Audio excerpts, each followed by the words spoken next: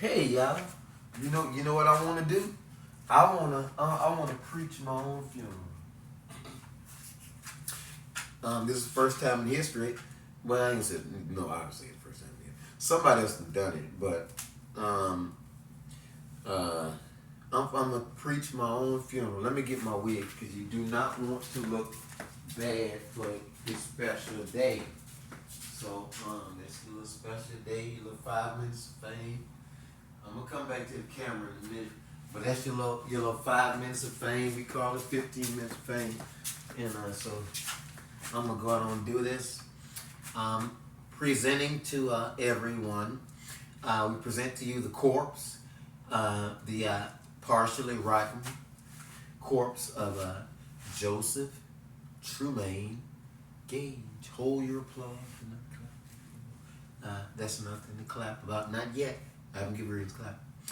Um, so, we're gonna move on. Where do we want to go?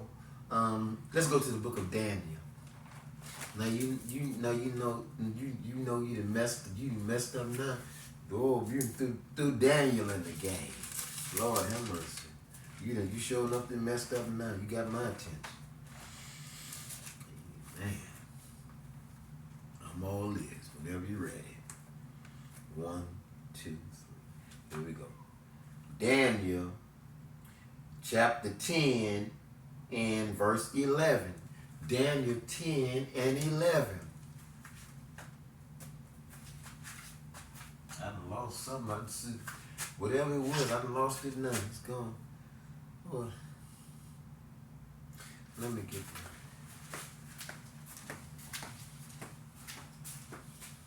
For a funeral like this, you would not want to put the robe on. I'll tell you why. If you put that robe on, then someone maybe with a mental illness will take it the wrong way. But if you don't put on the robe, you might have a chance to get off with it. And that's just a little something I want to share. Let's not go to verse 11. Let's go to verse 21. Daniel 10 and 21. And it reads, "But I will show thee that which is noted in the scripture of truth, and there is none that holdeth with me in these things but Michael your prince." Okay? Now, what do we want to do? We want to read that again because it's because the whole thing is just like confusing. Now, it says, "But I will show thee that which is noted in the scripture of truth. And there is none that holdeth with me in these things but Michael your prince." Well, where's that talking about? Michael the prince. Well, first of all, let's get a subject so we can try to get a conversation going, an argument going, something. Our subject is, "And there is none that holdeth with me." And there is none that holdeth with me. What are they talking about? Well, we find that Daniel is trying to clear his name.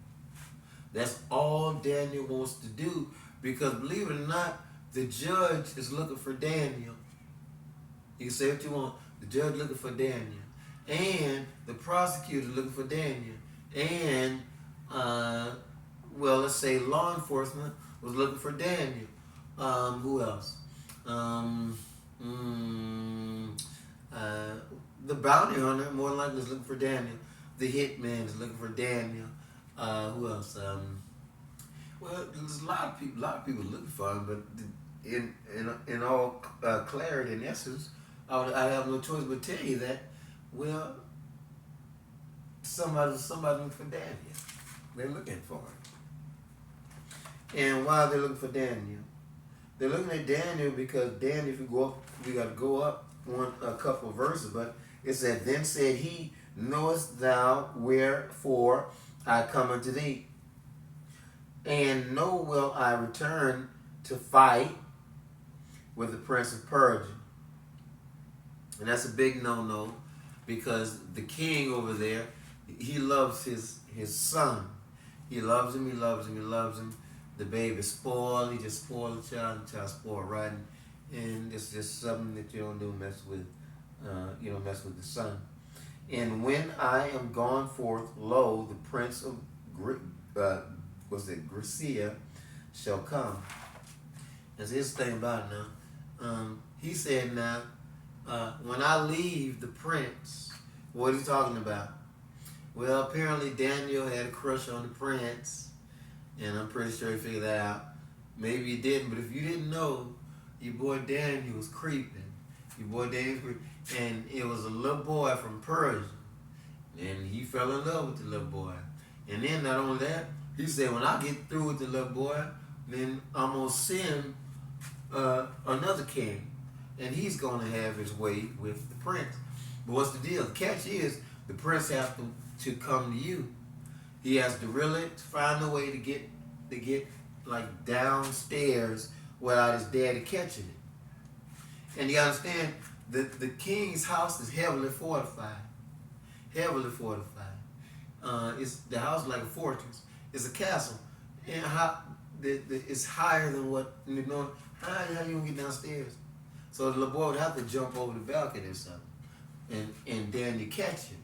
But Daniel was a big man. He's strong. He's much bigger than me. Daniel was big, and I'm pretty sure that so he had to catch him. He jumped down to catch him. Now the problem is, you kind of know what you're gonna do with him, because you have to carry your body weight of the prince, and then try to get past all the guards, and then still have the energy to perform. And that's what scared a lot of people. That's all these people looking for. That's what scared them. But they said pretty much the same thing I'm saying. How in the name of God, first of all, did you accurately catch the little boy in that kind of darkness? And then catch the little boy, and then how did you sneak him off the campus or the property without getting caught? And then wherever you made love to him, how on earth did you sustain? How did you do it? And then was able to sneak him back, jumping back over the balcony, and then run home and go to work the next morning. Ain't that something? How was he able to do it? And so when we look at the subject now, and our subject is, and there is none that hold. They were looking for him, and apparently they caught him. They caught Daniel, and they caught him, but they couldn't prove anything just yet. And if you read the whole book of Daniel, apparently they never did catch him.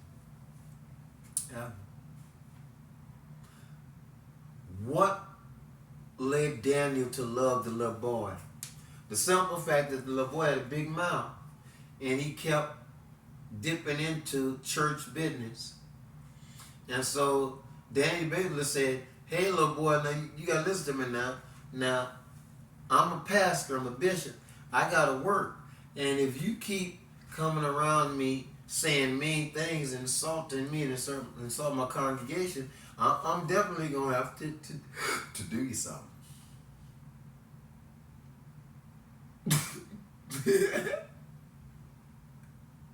I'm going to have to do you something, boy. If you keep on messing with me, you're going to frown around there on the wrong day now. I'm going to light into your little self, and I'm not going to stop. And I'm going to tell all my friends to get you. And I know a lot of people. I know a lot of preachers who they're men, but they kind of act like women sometimes. They're so goofy, they're so silly, they're so immature, they're so ignorant, so childish. And these are grown men that act like women. In the daylight, they're men, but at nighttime, who knows what he gonna be? He might be an elephant or a giraffe, but you're looking for a woman, and it's a cow. A cow. You know? A cow. Which would definitely be a holy cow. So it's like this big holy cow, and he's beating on your child. Like a Brahma bull or something. That's horrible. But if the little boy would have just kept his mouth closed, we didn't have to take it to that level. The boy kept talking to Dane, and Dane said, hold up, man, you talking to me like you the same age as me. And I know that that's not the case. And so what happened? Daniel he got hold to the little boy. But when they tried to catch Daniel said, ain't nobody bothering the boy as far as I know. And if they is bothering, well, certainly he's not with me. You can look all around. There's no little boy here, or a little girl for that matter. There's not a rat or a bat or a cat or this or that. Nothing's here at all. I barely have any furniture in the room. I am dirt poor, but my heart is in the right place. Isn't that something? So let's go up another verse. Well, we ain't no need to. We not say what it say. The bottom line is, there's nobody in the room with Daniel. Ain't that something? The whole time they were coming down the street with those chariots, those mighty chariots of war, and they had the big constable guy, whoever he is, and he's just riding along. I'm going to have a talk with Daniel. I'm going to have a talk with Daniel I know. We're going to have to talk to Mr. Daniel and tell Mr. Daniel that that's wrong, what you're doing. Whoa, horse, whoa. Yeah, horse, yeah. Stop. Okay, let's come on, y'all, quickly before you run. Take the horse and tie him up some, because it look like he probably going to run. Think he going to, no, he going. But Daniel didn't run, he opened up the door. Opened up the door wide. He walked on in, and sure enough, he looked like a cut dog when he realized that there wasn't a child in that room. Because somebody lied to say holding the child hostage. But we know that that's not the case at all. That is not the case. Daniel was a good man as far as anyone can see. Obviously, he's a good man. And he's definitely a sanctified preacher. But I tell you one thing, there was nobody in the room with Daniel on that day. Ain't this up?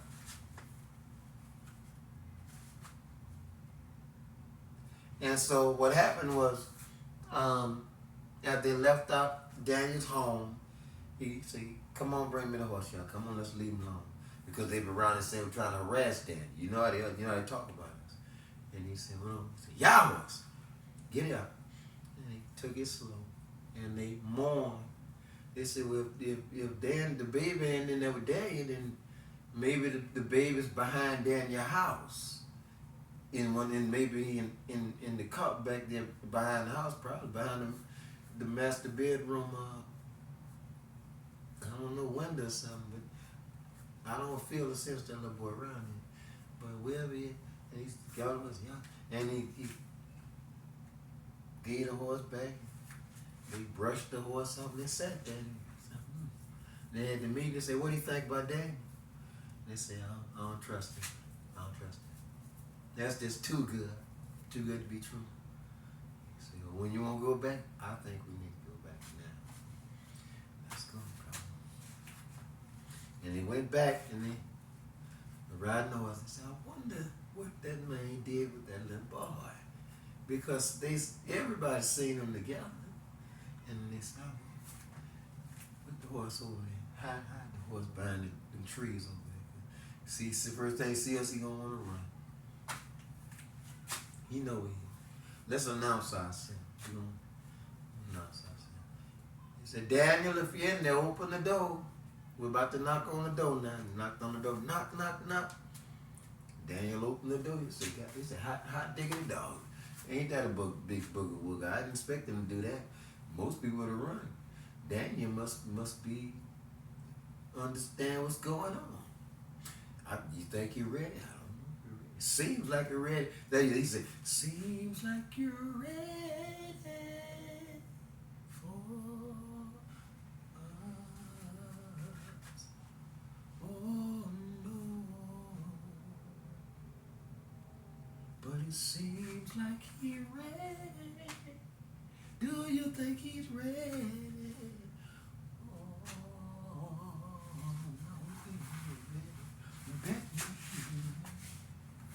the right guys.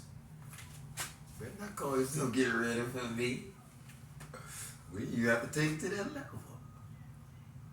But when he looked through, he realized there was no one in the room with Daniel. And that made him mad. They said, oh, this boy playing with us. Yeah, he want to play. Well, we not for game. We have to wait. Because I'm too old for it. I don't know like all those tricks that those young people be playing. Some of the stuff them be tricking. I was like, well, where did he get this nonsense from? And then when he leave, the sheriff lied in bed that night. He lied in bed and he finally got some sleep around 11 o'clock. Got to bed early. Just like he said he would. He said, if I get in that bed before 12 o'clock, I'll be good. And he got in bed at 11. The house was just junk as can be. I mean, just books, teaching tapes all everywhere. One of the babies laying on the floor, just slobbered all in the book. I mean, ruined that book. He got in the bed. Days later. And he said, by golly, there was no one in the room with Daniel. My Lord. He said, that boy playing with us, ain't he? He too smart. How would he know? Like, how would he know? That man got to be crazy, because they saw the two together. Even the mama said, his mama said, she said, yeah, he's messing with him. He's messing with the leper. So the sheriff said, well, let me put myself in the little boy's shoes. And that's exactly what he did. And so he said, well, I'm going to walk around that room just like I did before, and I'm going to picture myself being that little boy. And he had to stop. He said, ooh, that's so scary to me, to be a baby with that great big old man. That's just too big. That may look like a linebacker or something. Big old quarterback or something. I couldn't imagine that. Well, what did the child say to him?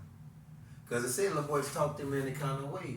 I believe the little boy said, I'm sorry, Daniel. I'm sorry, Daniel, for picking on you in public places. Ain't that something? All them brought him, they're like picking on the preacher. Knowing that man got a reputation. And then so when the sheriff woke up next morning, he woke up late, and he was late for work. He was all disheveled because he knew that he was going to have to tell his subordinates, because they looked to him for everything. I'm just asking some of the craziest questions. And then on top of that, we have to deal with Daniel. And so the sheriff, he said, let's go back over and see Daniel again. And he went over to Daniel. And then when he got there, he knocked on the door. He said, Daniel, he said, I want to ask you a question now. He said, if you in fact harm this child, would you tell us? Daniel said, sure, I'll tell you. But the look on Daniel's face say, here to the no, no, no, no, no. I'm not gonna tell you what happened between me and the little boy. And the sheriff said, well, I can't do him nothing. I don't have the energy to deal with it, because he looked like a smarty pants. I don't know what the I'm going to quit my job. I'm going to put him into, that boy about to run me crazy. So Daniel said, I tell you what I'm doing, I'm going to pray for you.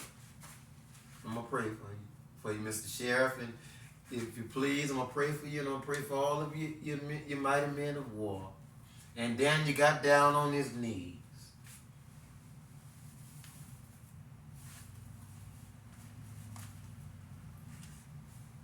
And he began to pray.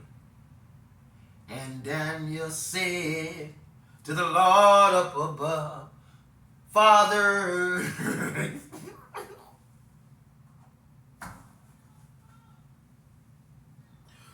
then you say, Father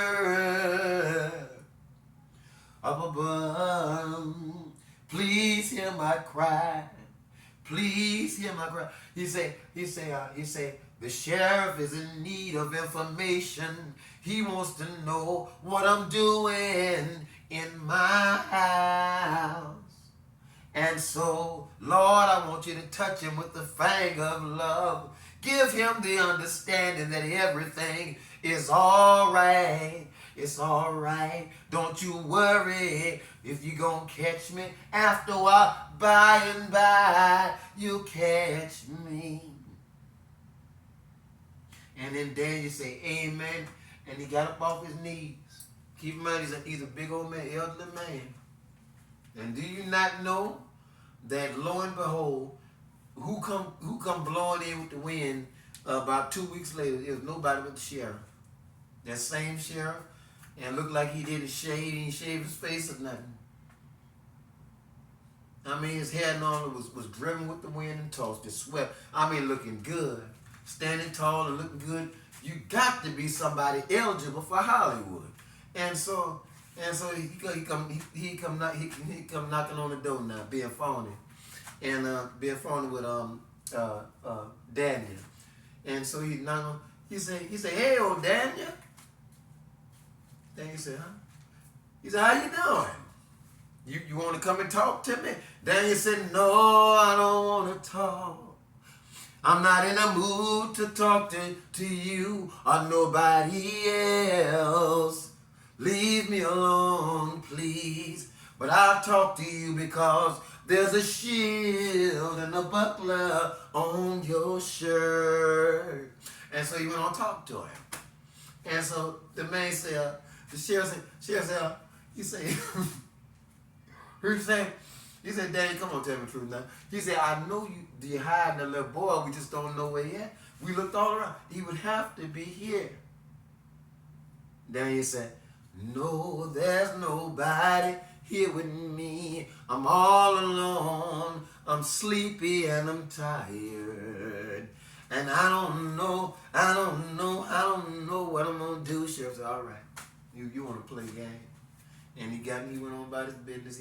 And he went on and back to headquarters.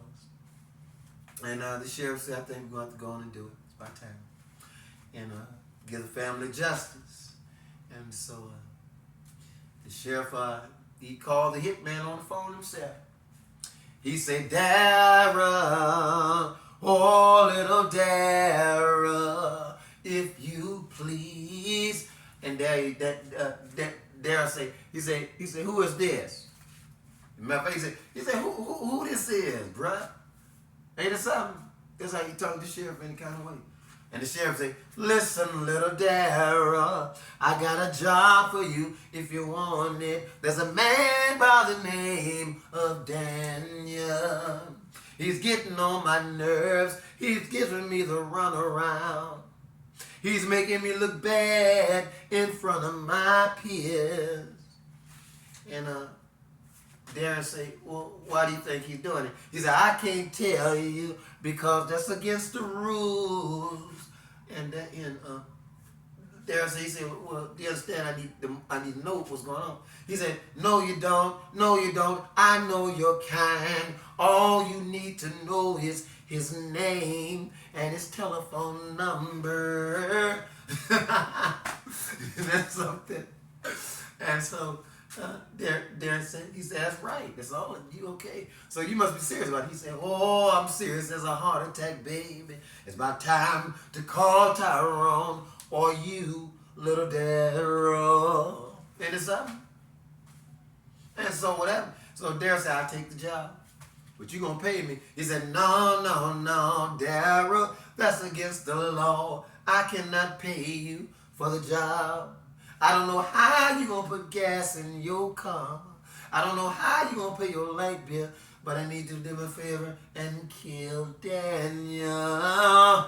And so Daryl said, well, I do like killing people. I enjoy it. He said, I know you do, baby. I know you like to shoot your gun. Ain't that right, Daryl? And so Darren say, I do like to shoot my gun. I think I look cute. My dad is so attractive to have a gun, walking around with a fully loaded a pistol. Yeah, kill it. That would boost my reputation. He said, no, Dara, don't tell nobody what you did. What I want you to do is go over to Daniel's house. If you go over there now, don't go over there acting a fool now, like you ain't got to get sense. Go on and respect him and then shoot him, please. And so he said, well, that's not my style. My style is start arguing. He said, no, Daryl, you can't argue with the man. He wins all of his arguments. That's his forte. So I tell you what. So Daryl said, well, what you want me to do? He said, I want you to walk over that to him like bad Leroy Brown and just knock the daylights out of him and say, come on, fight me. And as soon as he charge you, I want you to shoot him. But I'm going to tell you what happened now. Daryl went over there just like the policeman told him to do. And so what happened was, if I remember the story right now, Daniel was walking down the stairs and he was mad as can be.